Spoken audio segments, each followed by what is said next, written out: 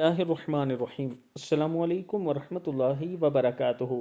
مصیبت اور تکلیف سے بچنے کے لیے 7 مرتبہ یہ دعا پڑھیں۔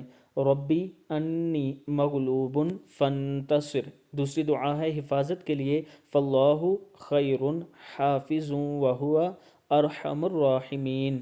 اور تیسری دعا ہے گناہوں کی بخشش کے لیے، فجر اور عصر کی نماز کے بعد 3 مرتبہ پڑھیں، استغفر اللہ الذی لا الہ الا هو الحی القیوم واتوب الیہ۔ اور چوتھی ہے غم یا کرب کی حالت کی دعا ہے، اللہ ربی لا اشرک بہ شیئا۔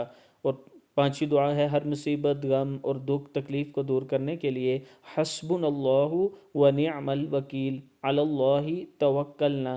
مقدمے میں حق کی کامیابی کے لیے 100 مرتبہ یہ دعا پڑھیں، وَأُفَوِّضُ أَمْرِي إِلَى اللَّهِ إِنَّ اللَّهَ بَصِيرٌ بِالْعِبَادِ۔ صدق اللہ العظیم۔